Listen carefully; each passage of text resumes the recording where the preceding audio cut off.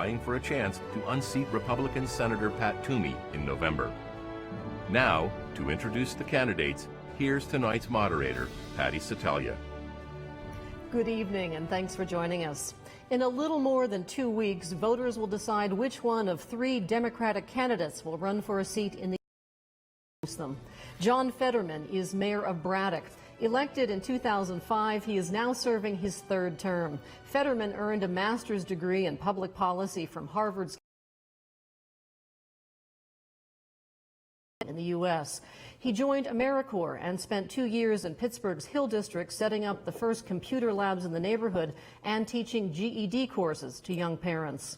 Katie McGinty was Governor Tom Wolf's chief of staff until July, when she resigned to launch her Senate bid.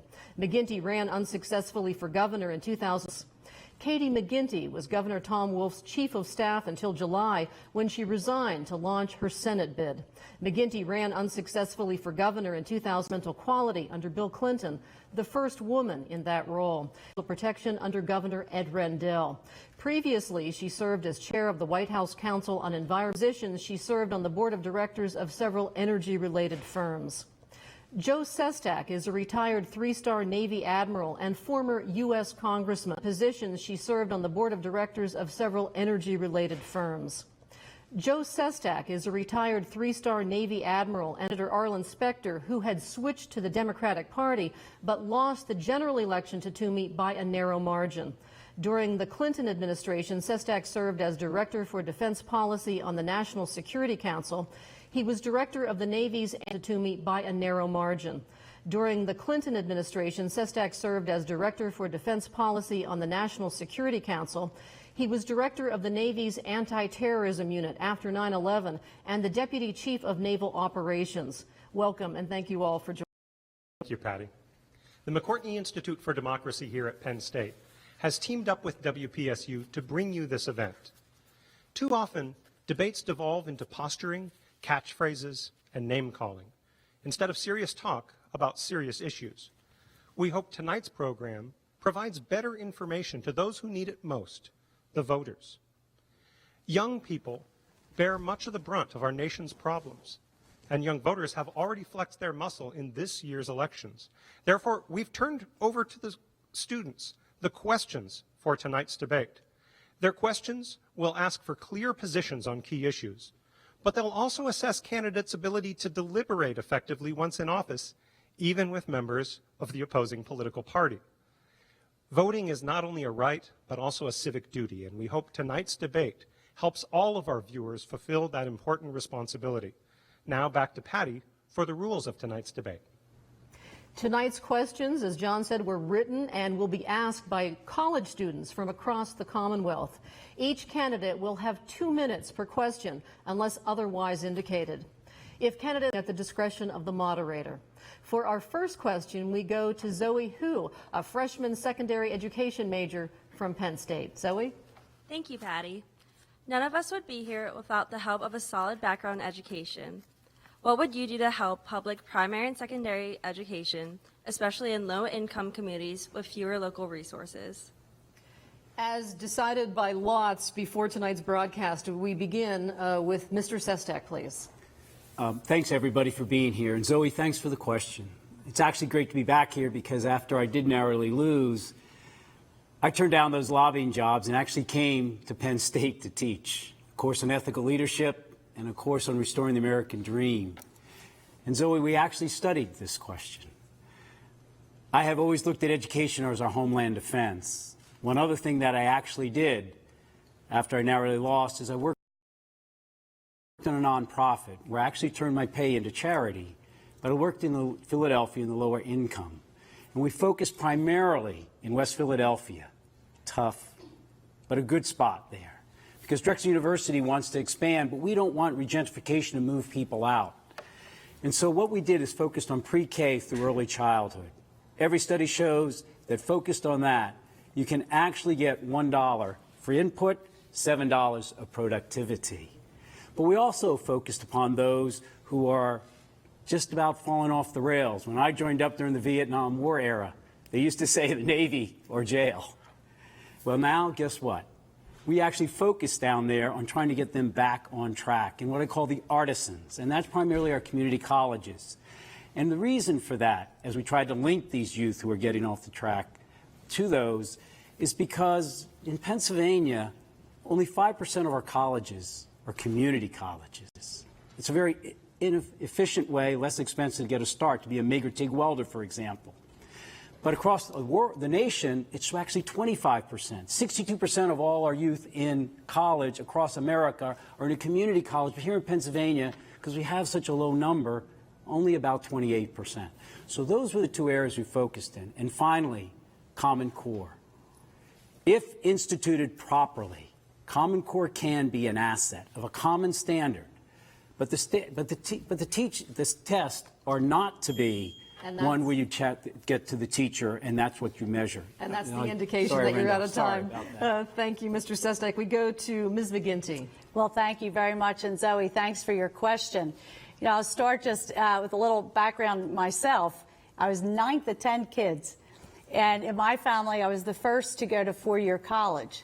And I know for me, the whole ticket to the dream I was able to pursue, being a leader in the environment, working in the White House with President Clinton, it was all about education. But here's what we know. In Pennsylvania, we have some of the very, very best schools in the country. And we also, unfortunately, have the biggest gap, poverty gap, between the wealthiest school districts and the poorest school districts. Now, every child deserves a great education. That means, though, that every school district needs to have the resources to really invest in those kids. I was proud working with Governor Wolf to break through what had been a logjam on what's called a fair funding formula that takes into account things like poverty, takes into account things like the trauma some kids really experience on their way to school, and gives those schools that are dealing with those challenges the resources that they need. You know, another observation I would just share with you is, as a mom of 3 kids who have come through mostly public school, my kids are in 10th grade, and 9th grade. One of my kids sat through 8 weeks of standardized tests.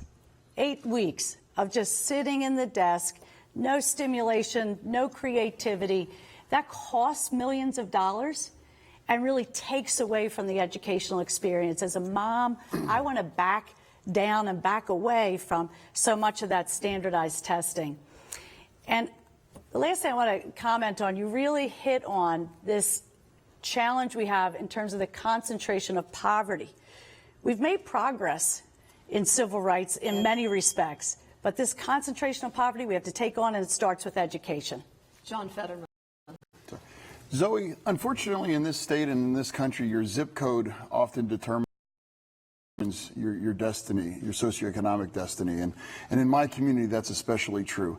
Braddock is one of the poorest communities in the entire Commonwealth, and our education system has some serious challenges, but the way we've responded to those is we have what I would call and describe as one of the finest, if not the finest, pre-K program in the United States, if not in the Commonwealth. And what that does for kids is that it closes the achievement gap coming from kids coming from low-income households. And if you don't close that achievement gap from those households, you literally create a tower of inequality in that young person's educational life. The second point I'd like to make out is that there isn't a crisis in public school education in Pennsylvania if you live in the right zip code. In my home county of Allegheny, Mount Lebanon, Fox Chapel, these are the best school districts in the state. But if you live in a zip code like mine, 15104, you go to one of the more challenged school districts. And there's an unfair distribution of resources across these districts. And that's fundamentally unfair, especially because you have so many communities across Pennsylvania that have been decimated and have had their tax base ripped away, much like mine is. We have to fix that funding formula. And finally, in terms of education, one that's overlooked is, through my own direct efforts of instruction or the legacy programs I've established, I've helped nearly 1,000 young people, almost exclusively of color, earn their GED.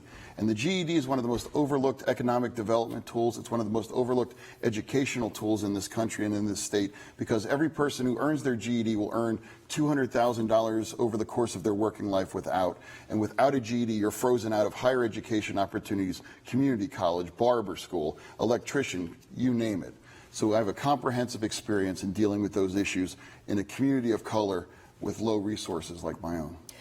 I want to follow up real quickly, because when we talk about these funding inequalities in Pennsylvania schools, which, by the way, rank worst in the nation, you know, where we've got Lower Merion per student spending in a year is $23,000 versus Mount Carmel, for example, where it's $8,600. Give us a concrete example, Mr. Sestak. District. I used to visit Upper Darby. 41 different nationalities, 62 different languages are speaking there. And at the time, from property taxes, about $7,000 per student. Go about 4 or 5 miles up the road to Radnor. I mean, it's very nice. And it's about $22,000 or $23,000 in property taxes towards a student. So we have to move away from property taxes. I mean, John's right.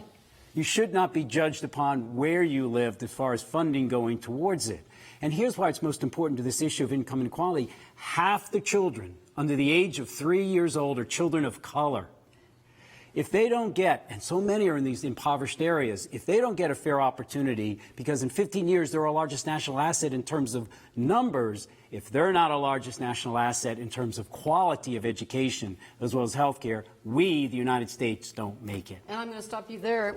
Give us a concrete example. What would you do, Katie McGinty? Well, start with you get what you pay for, Patty, and we have to invest money in schools. You know, we still have not made up the gap of the $1 billion that was cut out of public education in the previous administration. What does that mean? It means when I was in a public school in Philadelphia 2 days ago, sat down with a third grader, and she said, you know, my favorite thing to do is to read. I said, that's terrific. She said, but I can't read anymore. I said, why? And she said, because they cut the funding, we don't have a librarian, and there's a lock on the library door. If I could get into that library, I'd read all day. We need to start by putting our money where our values are, and that should be with our kids. John Fetterman. Our public education system in this state is inherently unfair simply because you're coming from a community like mine that lost 90% of its population compared to an affluent community like the one that you referenced. And until we address that fundamental shortfall, it's never going to get better. And the only way you can address that shortfall is with resources, whether they come from additional property taxes, whether they come from additional state aid, whether they come from federal aid. The bottom line is like that is the ground zero of where inequality in this nation starts from. These schools that have absolutely no chance from, if you come from the wrong zip code, of really being able to get ahead in life and establish yourself and embed yourself in a middle-class career in life.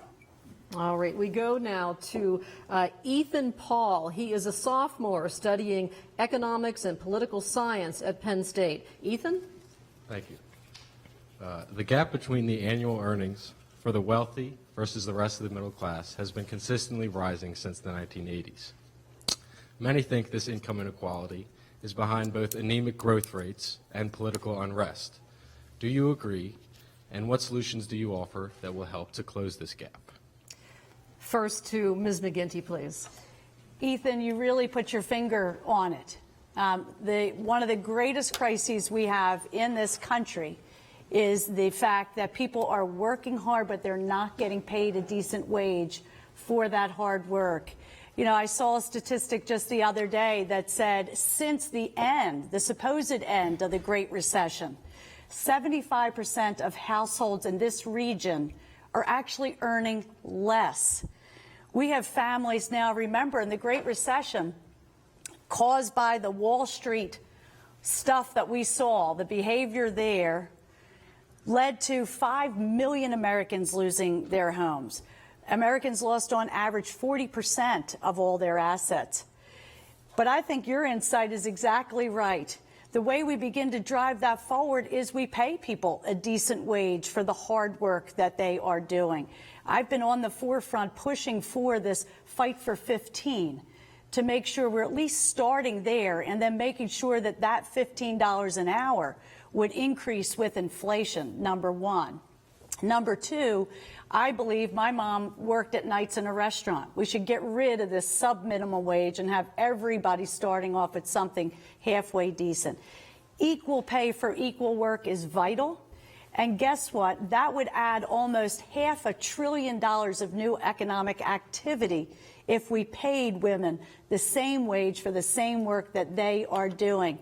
Look, we're the only industrialized country that doesn't provide paid family and medical leave or child care. If we did that, it would increase, by some estimates, our GDP by 9%. Hard-working people are the backbone of our communities and our country, and we need to honor that by paying people a decent wage and enabling everyone effectively to be in the workforce.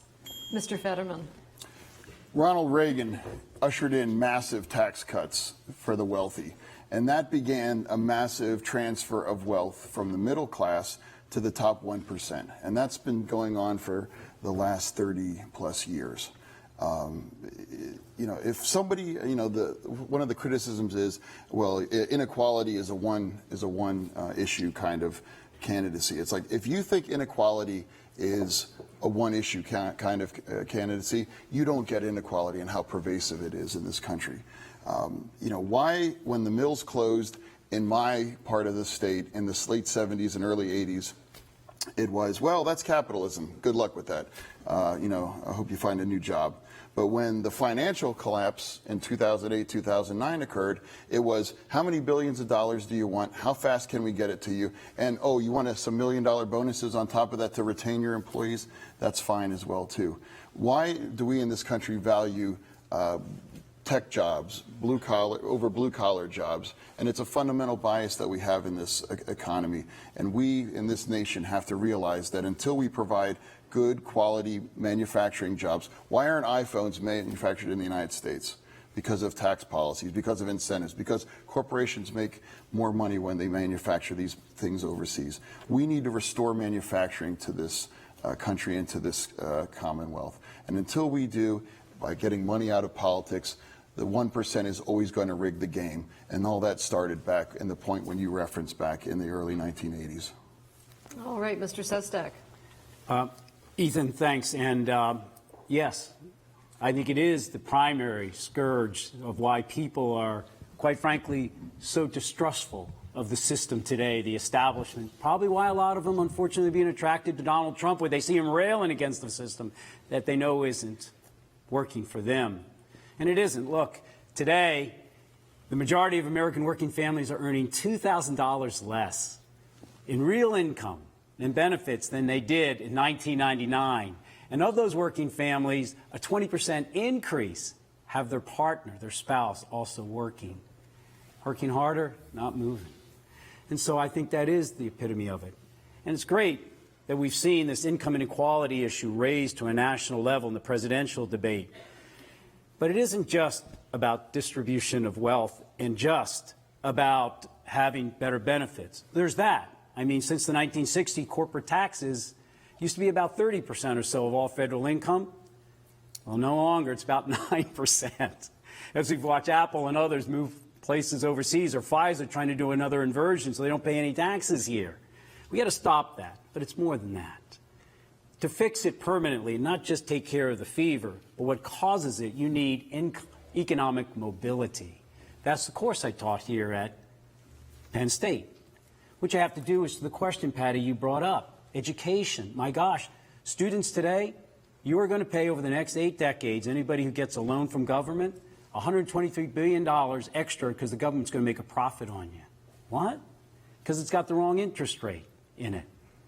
Number two, small businesses, they create 70% of all jobs. Back in the 70s as well as today, guess what? They still create 70% of all jobs. We're only having half as many created all the time. You go to Philadelphia, where we talked about education earlier, where I was working, they've had a negative small business growth rate. Now, we've got big corporations in there, but there's so much more to do across a myriad of ways, including transportation, the new internet that you can't even use to go to Union County from here. And we'll leave it there. John Fetterman wanted to add something to that discussion. Yeah, well, I mean, with all due respect to my colleagues here, it's like the deck is stacked. And anyone here following the Panama Papers, you know, and it's like, you know, it's like this whole shell game, this international shell game where if you know the right people, you make enough money, you get to have your own offshore company, and you get to hide your income, and you don't have to avoid paying taxes. And it's a fundamentally rigged economy. And until we close all those offshore loopholes, until we start, do you realize that the 6 Walmart heirs, the 6 Walmart heirs, part of the Lucky Sperm Club, they own the equivalent of what 42% of America owns. I mean, think about that. 6 people have the same amount of wealth as 42% of the American public. And I don't understand why that's not more of an outrage. I don't understand why we in this country can't realize that the rules and the deck has been stacked since that time that you referenced in your question. Mr. Sestak? And Patty, just to finish up my last point, which actually builds on John's, is I meant to say this infrastructure, it's just not roads, but you go throughout the rural counties in Pennsylvania, there's really not a lot of internet in those places. Who's going to stay there, from dairy farmers all the way to youth? But yet 23 legislatures, to John's point, in America have somehow, by the telecom communities that have used influence of theirs, 23 states, including Pennsylvania, are forbidden to have the municipalities build their own internet, like Tuscaloosa has in Tennessee, which is much more quick, much more capability than what Verizon and Comcast can provide.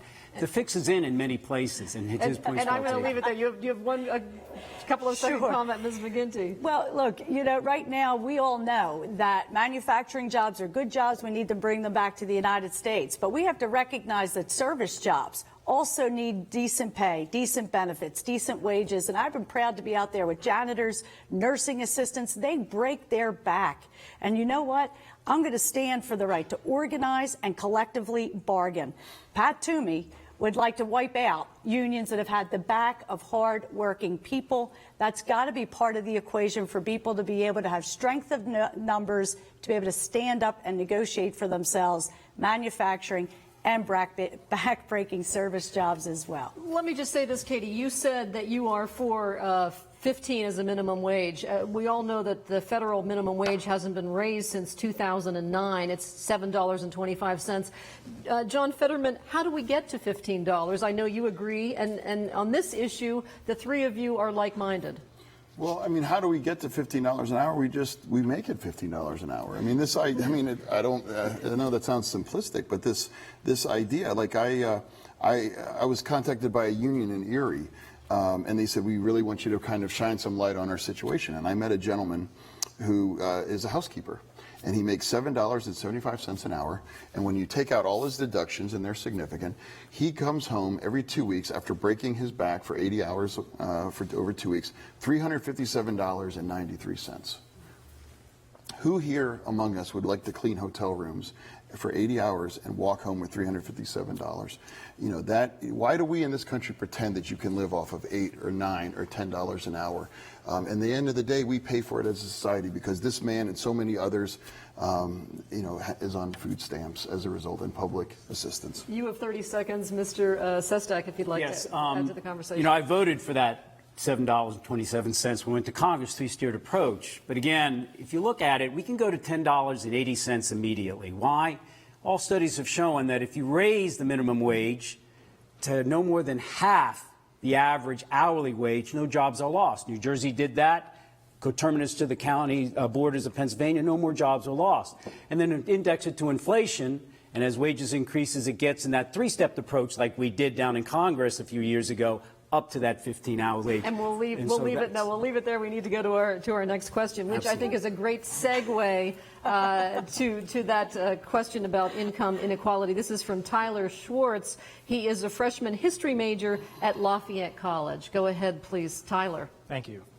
Some Democrats want to impose trade tariffs to protect domestic workers.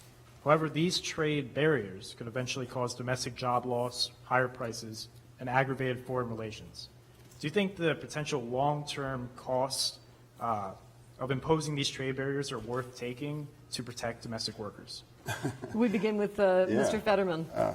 Well, let me just tell you, I live across the street from a steel mill, and I never thought I would live. I thought I would leave this earth without actually uttering this phrase, but Ross Perot was right about something, and that was the giant sucking sound from NAFTA. and all the jobs that have been lost. My region has been decimated by free trade and this idea that it's like, if you open it up, it's all going to work out great, trust us. And it's like Lucy pulling the football away every time, and it's the American worker that ends up landing flat on its back. My community lost 90% of its population. The mill that is in our community employs nearly 600 people, and those families depend on that.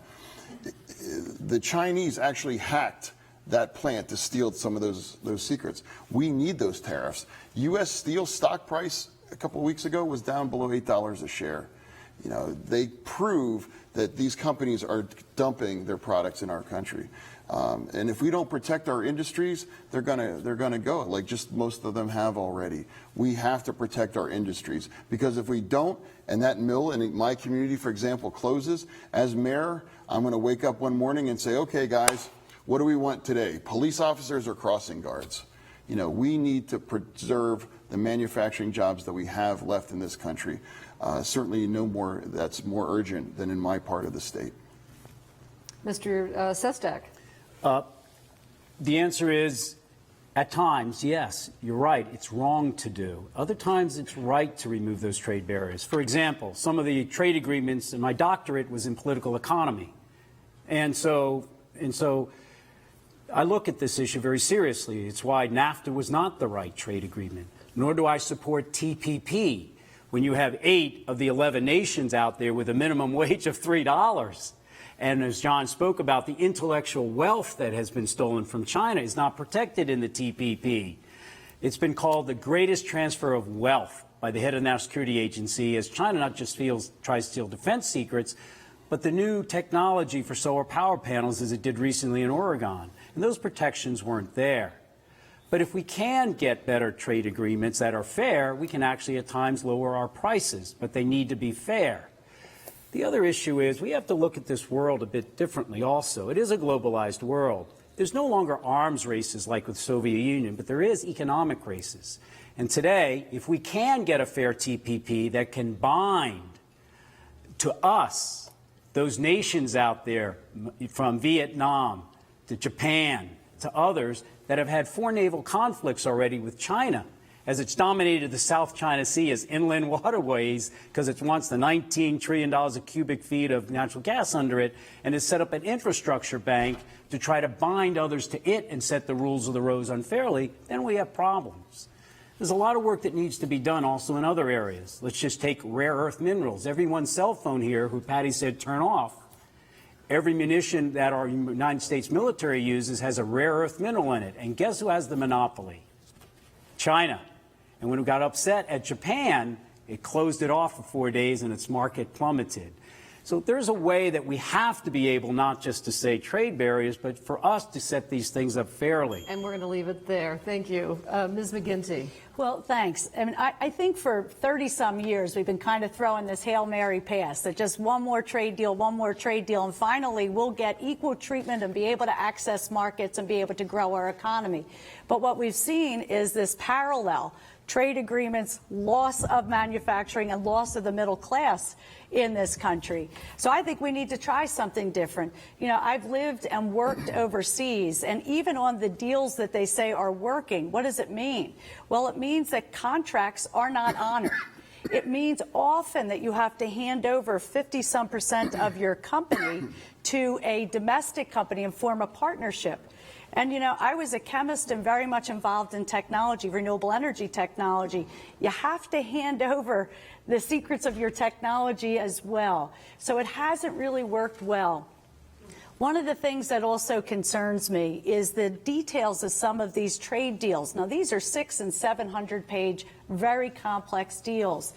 The TPP that's being debated right now, I oppose. Here's a couple of reasons why. One, it doesn't protect our inventions. Like in life sciences, when we're on the cutting edge of hopefully, and let's pray, we're able to cure things like cancer. But that's a big investment, and the intellectual property is not protected.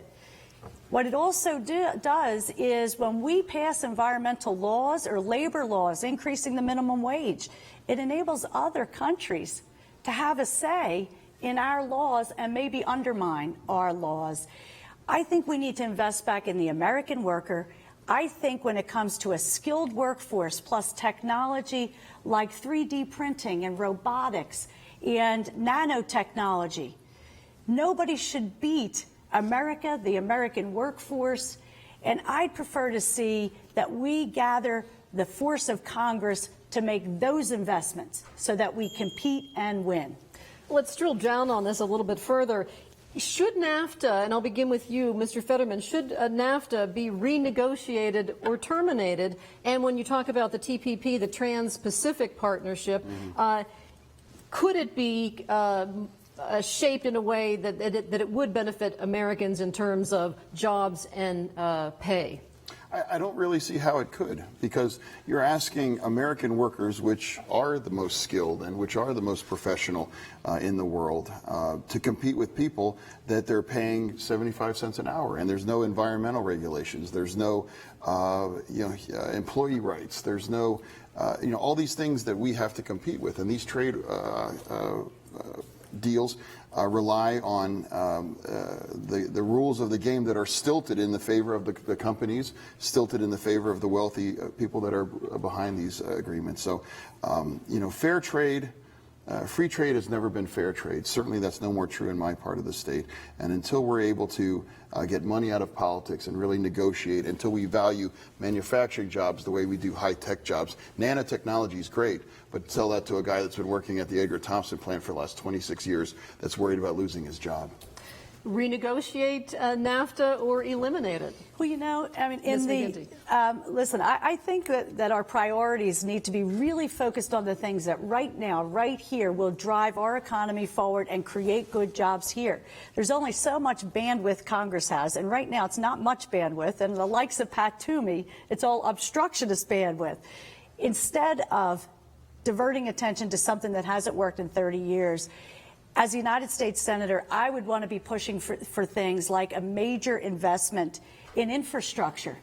The tragedy in Flint, Michigan, kids with lead poisoning. Let's get legislation that marshals resources to rip the old lead pipes out, build modern infrastructure. We just had 2 people killed, another Amtrak derailment.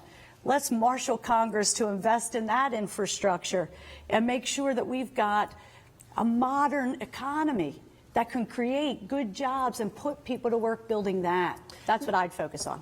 Mr. Sestak, the Obama administration is for the TPP.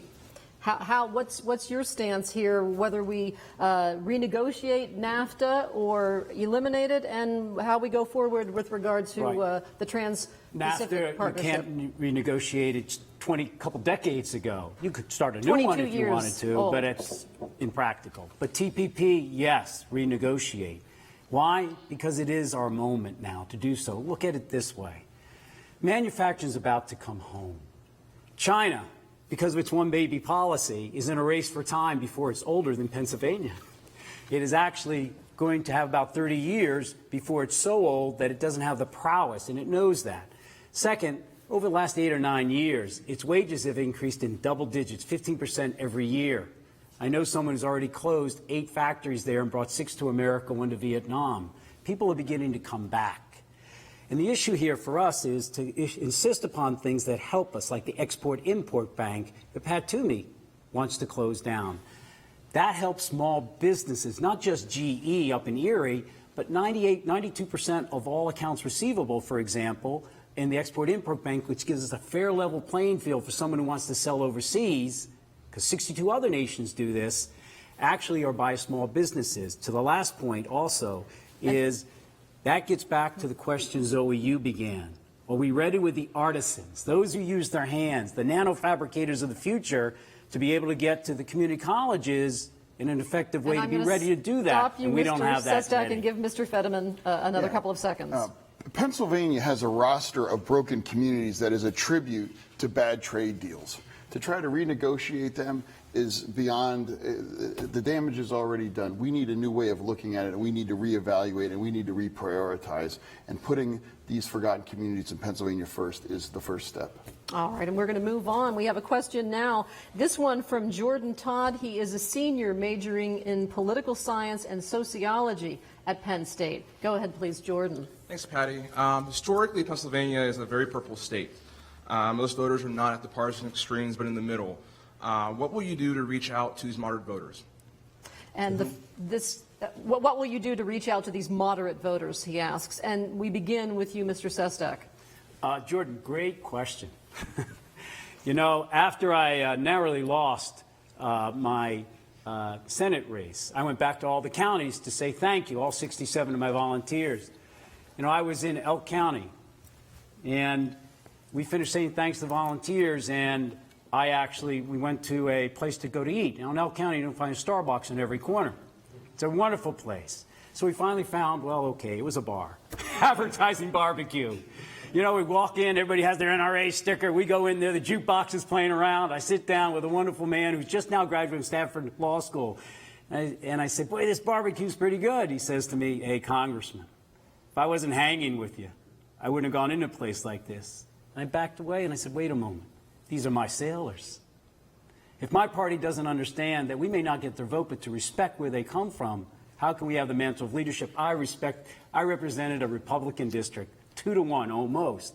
I was the second congressman since the Civil War. My second race, I won by 20 points and only spent $28,000 on yard signs. We kept the office open 7 days a week.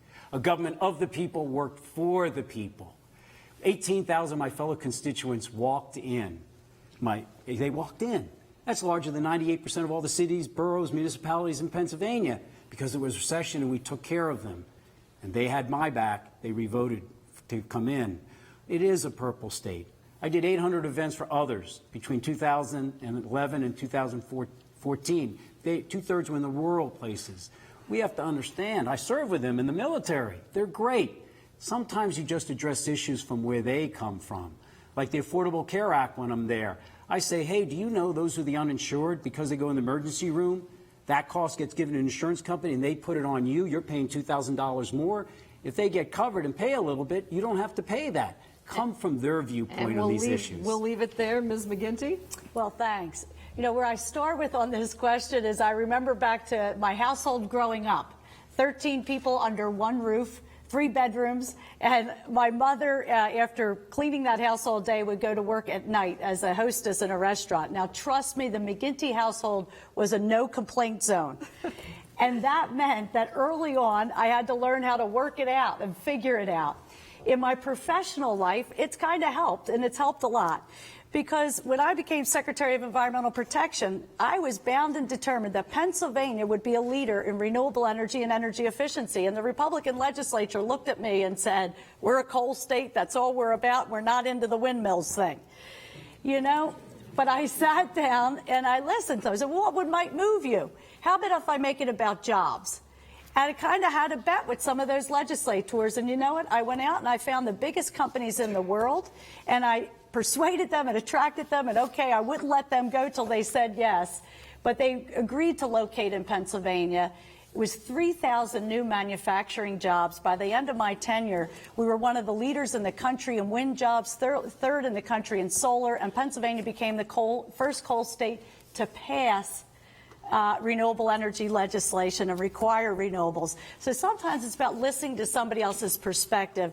But I will tell you this, that compromise is a very good thing. Capitulation is not. And it's equally important to draw the line when valuable principles are involved. And there, I remember taking it on with Newt Gingrich when I was in the White House and he was running the Congress. Remember the contract on America? With America, he called it. He was opposing strengthening safe drinking water protections, even though hundreds of people had gotten sick when we realized we were letting toxins into drinking water. There, he tried to end my budget. He threatened me. I didn't give up. And in 10 months, we had new safe drinking water legislation. Mr. Fetterman. I grew up in York, Pennsylvania. Now, most people would not assume or think that York is a hotbed of progressive ideas and liberal populism. Very much not the case. In fact, I'm the only Democrat in my family. And I learned many Thanksgivings ago not to stop taking the bait. So, one of my lame campaign jokes is always, you know, I hope I'm the first Democrat that my family votes for in April. So I grew up around it. I understand it. And at the end of the day, when you're able to sit down and have a civil conversation with people that are moderate or more right-leaning, and I just sit down and ask them, like, okay, would you like to live and work for $7.75 an hour? And invariably they like, well, of course not. You can't do that. I'm like, well, then why not pay them a living wage? Why not pay them something that they can actually live on? Do we argue about the science behind an iPhone? Of course not. It works. But why do we argue about the science about climate change? I mean, there's so many different things in the policy sphere right now that we as a society shouldn't be arguing over, and they're not radical ideas. And at the end of the day, I'm fighting for Pennsylvania's forgotten communities. And in this state, either you live in one of these communities, you used to live in one of these communities, or you still have relatives or your parents living in one of these communities. And I can't tell you how often I'm contacted on social media from people that say, I'm a Republican, and I may not agree with everything that you're saying, but I respect the fight that you're taking on, and I respect what you're doing, and I'm actually going to shift my registration to go Democrat to vote for you. So I like to think that my candidacy can be a bridge between the two parties because of the issues that I'm taking on in my campaign. Well, speaking of switching candidacies, the reality is that between January 1st and April 3rd, roughly 159,000 Pennsylvanians switched parties. And of those who switched, 50% more switched switched to become Republican who were Democrats. How concerned are you about that? And how do you get, unite this party? And I'll begin with you, Mr. Fetterman, and work my way down. I actually thought that was a clerical error, and they cleared that up.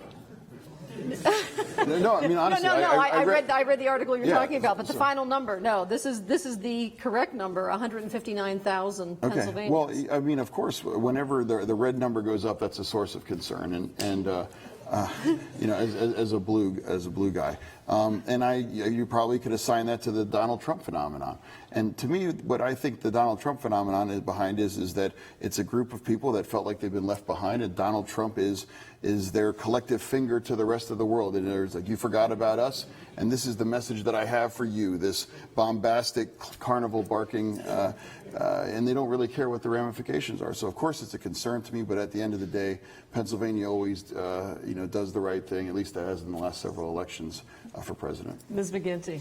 Well, first of all, I don't think we know all of the rhyme and reason behind that switching, and it might well Some may be strategic. Some might be strategic just in terms of maybe having an opinion that a Donald Trump or a Ted Cruz should be directed somewhere other than 1600 Pennsylvania.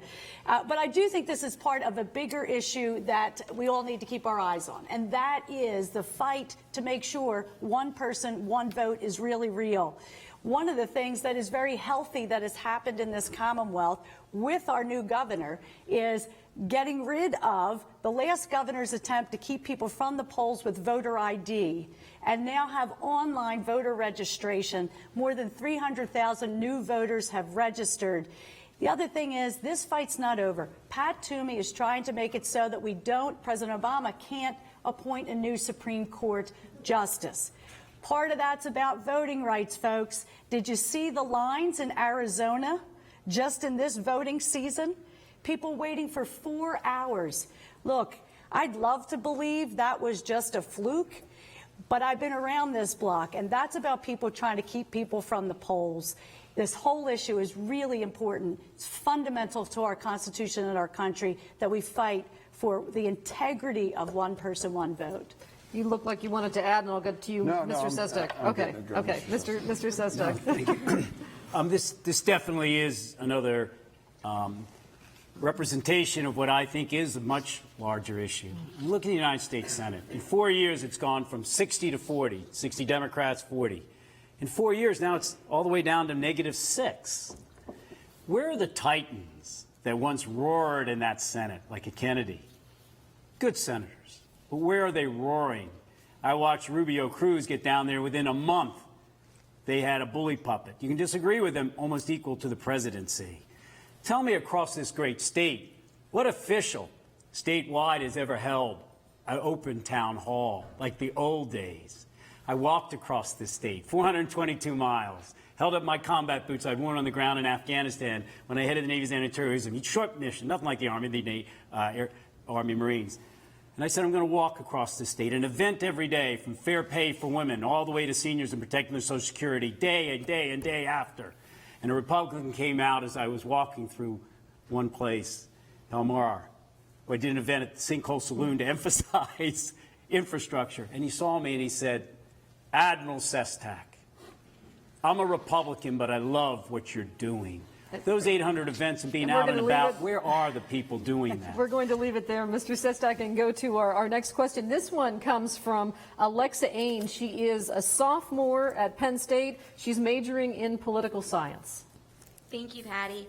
Could you describe an experience that taught you how to deliberate effectively with people you disagree with? And we begin that with Ms. McGinty. Well, my goodness, Alexa, it's a wonderful question. And I think there are so many examples and issues that go through my mind. But I guess I'll start at least with one. You know, when I came into office working with Governor Wolf, there were a whole lot of really tough challenges that were left behind. And one of them was whether we were going to stand up and do what's right in terms of the Affordable Care Act, where we were going to jump into that to enable Pennsylvanians to have the benefit of health care. I will tell you that the Republican legislature deeply, strongly, not bashfully disagreed.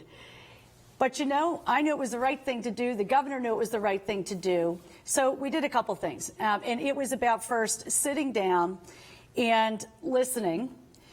At the end of the day, we decided we could get there if we found a way to show it would save a whole lot of money as well as being the right thing to do.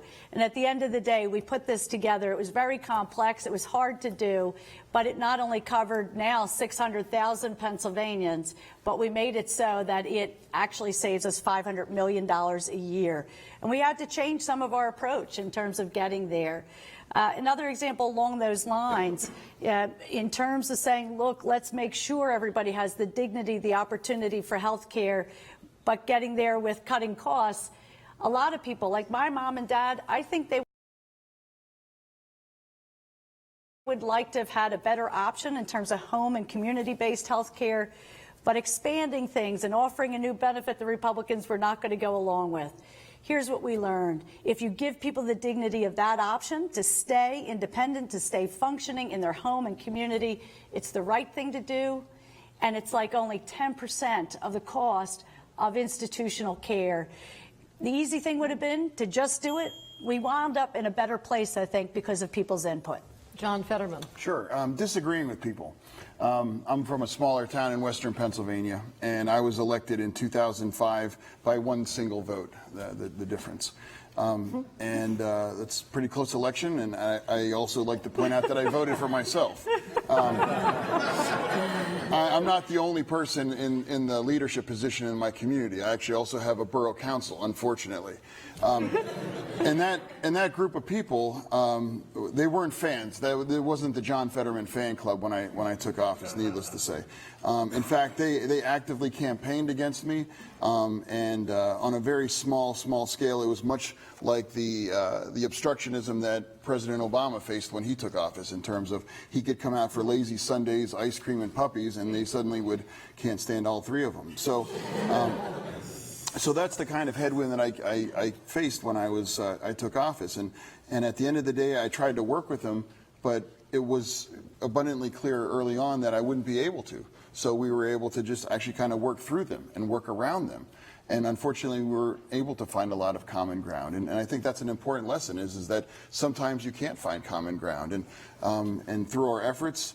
In community policing and economic development, and we went over 5.5 years without a murder in our town, a loss of life, a record unmatched in any community in western Pennsylvania. We brought new businesses to our community. We've achieved a lot of success, and in subsequent elections, we've been able to replace that original council with new progressive members of council, and the old guard is watching a lot of Wheel of Fortune these days. And again, from my experience, I wish it would have been the other way around, and we could have worked together. But when someone is diametrically opposed to you instituting reforms and changes, sometimes you just have to go through them, around them, and create a new system. Mr. Sestak.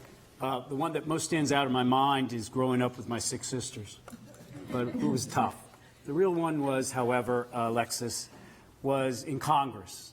I kept my office, as I mentioned, open 7 days a week, and Republicans come and go, but it wasn't only that. If you disagreed on an issue, let's say choice, I'm pro-choice, and you wrote in and you disagreed with it, and there's some pretty tough letters and emails that came in every quarter. We would go back to them and say, gotta care, come on in at 8 o'clock Saturday morning. I'll sit down and discuss it with you. We didn't just say no, just let's go down and talk about it. Didn't mean I won them over or not, but the next quarter, instead of 50, about 40, and then kept working its way down. Sometimes people just, like sailors on a ship, want to tell the captain what they think if he goes down to the mess decks. But the real one was down there in Congress. I was called the most productive congressman in my class. 20 pieces of bipartisan legislation passed by the House, more than any other, as Steny Hoyer said, majority leader, member of my freshman class, more than any senator or congressman here in Pennsylvania. And we did it by principled compromise, without compromising one's principles. The first movement of money into autism in 12 years, where 1 out of every 45 children born in Center County this year will have autism. When I did it, 1 out of every 115 had it. Bipartisan, the first Elder Abuse Act in 17 years, because we have an increase of elder abuse here every year in Pennsylvania about 35%. But then I took a Republican with me to see our soldiers there in Walter Reed and showed them the new traumatic brain injuries and showing how IEDs go 360 degrees and the horror that they endure, and said, can we give forgiveness of loans for those who go into occupational, physical, and therapy and audiologists and speech pathologists for them? We worked together in order to have that done.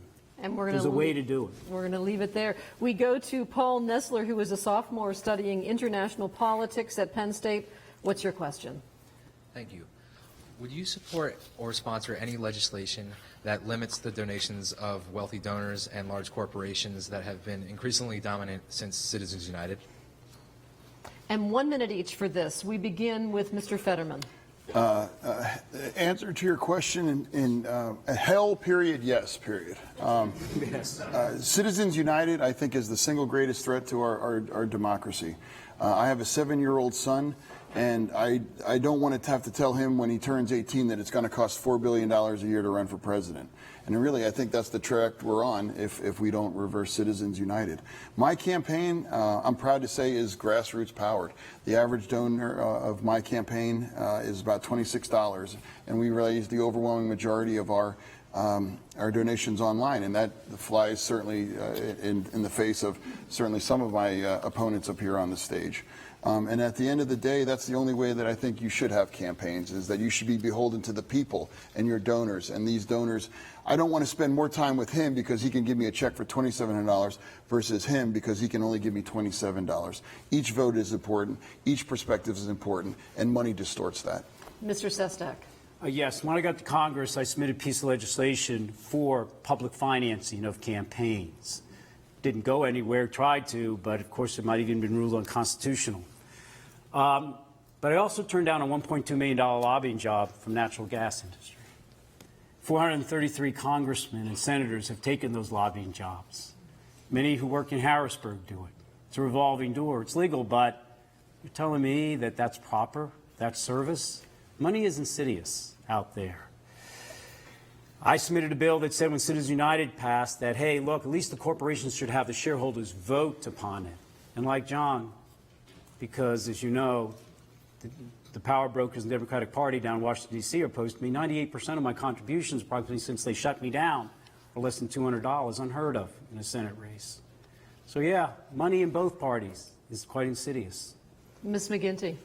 Yeah, Paul, I think that this is, you put your finger on one of the things that is really drowning our democracy. Our democracy right now is drowning in all of this campaign money, and especially, here's one thing about Citizens United that I don't think gets enough attention, and that is it allows secret money so that there's massive influence around our elections and our campaigns, and it's not known to the public who's making those donations. It's called dark money. I think in a democracy, there's no room for secret checks. There's no room for dark money. We need transparency. We need accountability. To me, it removes all mystery as to why it is that hardworking people haven't gotten a raise in this country in a bunch of decades, as to why it is that we now have CEOs who used to make 30 times the average salary of their employees in the 80s, making 400 times that salary. It comes back to this dark money in politics that needs to go. We'll wrap with this question. There are lots who are saying there's national interest in this race, and there are some saying that this race, Pennsylvania's 2016 Senate race, could decide which party controls the U.S. Senate under a new president in 2017. What most distinguishes you from your opponents? I'll begin with you, Mr. Fetterman. And why should voters put their faith in your ability to defeat incumbent Republican Pat Toomey in November? Sure. Well, when it comes to Pat Toomey, I got about 9 inches and 150 pounds on him, for starters. But also, beyond that, you know exactly what you're getting, with me. And the head of the state party believes that I'm the strongest person to go against Pat Toomey. And again, no disrespect to Mr. Sestak, but he lost to Mr. Toomey. And no disrespect to Ms. McGinty, but when she ran for governor in 2014, she got 7% of the vote. I believe that I'm the strongest candidate to run in this race, and I believe that I would be the most clear, distinct choice between myself and Pat Toomey for voters. Mr. Sestak. Yes. When I ran the last time, we were outfunded. The largest funding gap of any governors or senators race except one, 3-1. Without the support of the party establishment, we crawled to within 2, where our gubernatorial candidate lost by almost 10. But the reason is, I want to bring integrity of service back to government and those who serve. I don't want to just win. I want to govern. And how can you govern without the trust of people? I left the Navy because my daughter had brain cancer. I was an independent. I had to pay back my nation because you all saved her, your parents did, with her health care. And so that's why I want to believe I can win, because people, I hoped I can earn their trust. Ms. McGinty. Well, Patty, I'd say a couple of things. First, if you're concerned about where we go on the environment, which I think should and needs to be a top priority, that's where I've dedicated my life and my career. But if you also believe that we need to show and break the old myth that it's jobs or the environment, well, I've got a 25-year track record of showing you grow good jobs when you're smart about the environment. Second thing is, I'm proud of my government service, but I think it's important to have other experience as well. And I've started new businesses, and I've invested in entrepreneurs, and I know what that's about. We're going to have to wrap it up. Third is the perspective of a working mom in Washington. We could use that, I think. All right, and we have reached the end of tonight's debate. We hope you are armed with information that will help you make an informed decision on April 26th. Our thanks to tonight's students for their questions, the McCourtney Institute for Democracy for its vision and partnership, and to the candidates John Fetterman, Katie McGinty, and Joe Sestak for taking time out of their busy campaign schedules to join us and share their positions. And for all of us at WPSU, thanks for watching and good night.